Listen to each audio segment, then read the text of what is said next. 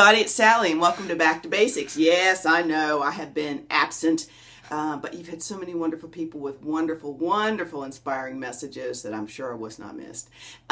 This is an interesting topic. Janie asked me to do this one today.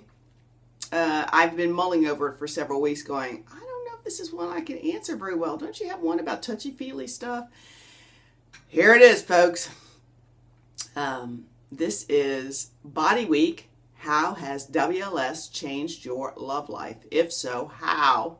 Physically, mentally, or emotionally? Well, I'm kind of a mixed bag on this topic, and I tell you why. Physically, on one hand, well, I take it back. Physically, it is very different, but not for the reasons that you might think.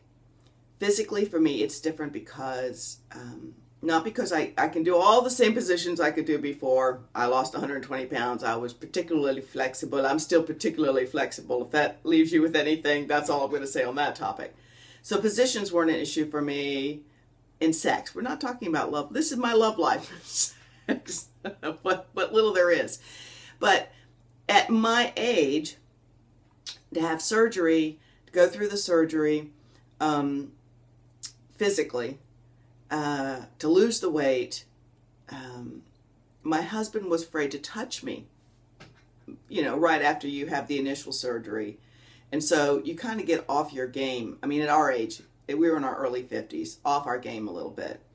And then you add plastic surgery, reconstructive surgery to the places you've been cut. And it was a whole real-time game changer for me. So in the emotional part, let me just back up to the emotional part and the mental part. We lose the weight. I felt attractive for the first time in 1,000 years, if ever. And I felt more attractive and I wanted to be more desirable and it was more sexy here. But our partners didn't have the same kind of thing happen to their head. So in the fact that, honestly, I think most women will agree that we lost it, we felt hot, we felt beautiful, and then we expected our partners would just be all over us like we were a Playboy bunny. And in some ways, I guess some people might be, but not everybody. They didn't go through all the changes that we went through. So they might still be, I mean, I won't kid you, there are parts of me my husband does enjoy a little more now than he did before, but that's not the same as them having sexy thoughts all day long in their head because they think they died and ended up with Marilyn Monroe next to them in the bed. So I think for me, emotionally, it was a little disappointing. I thought I'd be in on a stick and that would be the end of it. We'd just be in bed all the time. That's not what happened. Sorry if I'm being too blunt. What did happen was I had plastic surgery, the reconstructive surgery. I won't say plastic surgery, although there's plenty, I'm sure there's plastic in here somewhere. And I will tell you that changed everything. It changed my body's response. And that has been a challenge. And I've just now started to unlock the key to understanding and overcoming that obstacle that I put in our path. When you're cut, you lose a lot of sensation. When you have, even when I had 2 children via C-section, not because I wanted to, but because it was necessary, you lose sensation on the section they cut to open you up, to pull the babies out. That feeling hardly has never come back. I don't care how many decades go on, there's a little strip that has no feeling. That's not an essential piece, but it's small. It's like that. You have surgery like a lower body lift. You've got a belt cut all the way around you. And if your lower back was a little sensual touching area, or your butt cheeks to some degree, depending on how low the cut goes, or your breast, I will not lie. No sensation. Zippity-doo-dah sensation. It's a big loss in the bedroom for me, a big loss. So what's happened is you get all these things cut and those sensations don't come back. That changes the whole game in the bedroom. The things your husband used to do does not affect you. Do not affect you anymore. If they do not light your fire. So it's been, until recently I realized that that's the time to reinvent and find new ways and new avenues of, touching that titillates. That's all I can say. And we're having to do a lot of stuff from here, which someone said to me, you know, your largest erogenous zone or erogenous zone is this. And I'm sure at our age, they've checked out a long time ago.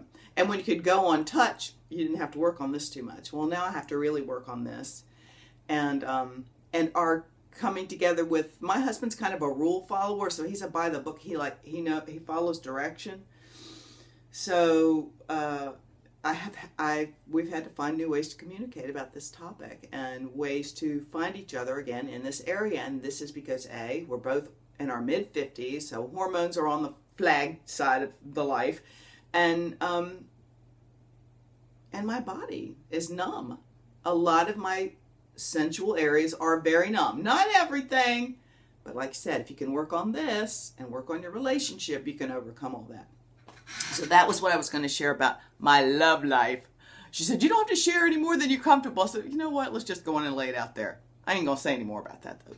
I think you guys can figure that out for yourselves. But don't be afraid to stop and reinvent, because that's reconstructive surgery. Really affected my body sensations. The plastics, the first surgery, and again, the husband's afraid to touch you because you've got stitches and you've got weird things. And same thing is with the WLS. He kind of backed up for a good while. And then there's the disappointment that you just don't, they don't make you, you don't feel as if, you know, which is when you start to look around, ladies, and I guess, you know, God was good. He's kept me at an age where I'm not exactly going to be drawing 1,000 men to me. But you're definitely, ladies, let's not lie. I don't know about the men. You get this new you, you're feeling this confidence, you're feeling uber sexy and attractive, and you want someone to tell you. You want someone to give you some indication that they think you're hot. And so you start to scan. It's not a good thing. I mean, it's natural. We're all going to do it to some degree. We think it's just going to be wonderful. If our husbands, you know, did go over the top, maybe the eye would not even wander a littlest bit. But your eye wanders just a littlest bit because you're looking for more, some of us, maybe it's just me because I'm needy, you're looking for a little more affirmation as being a female, especially for me. And I'll tell you why. Because I never was treated like a pretty girl, a pretty woman. It was always your pretty butt.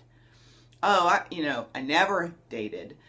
Nobody was interested in me. I felt very low on my self-esteem scale growing up. And as a woman, I never felt affirmed as a female so much as I just felt like a person.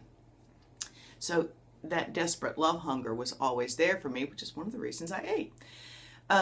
That does not go away. That just came back up because when I had the surgery and lost the weight, I felt like I had a huge life do-over. So I was starting over in my 20s again. And how do we behave in our 20s? Not always with the smartest things, not always the best choices. So I would say in the love life category, the weight loss surgery led to some impulsivity, some dangerous, possibly dangerous behaviors. I mean, as far as relationally dangerous behaviors, I'm not going to lie, girls, I'm old enough to talk about it. Some of you guys are in the midst of it, so it's a little too delicate for you to discuss honestly, and that's okay. Everybody's got to keep their business to their business because it's about you and your relationships and your real life on this topic, okay? But I can tell you that things come and they go, and you're riding that wave high.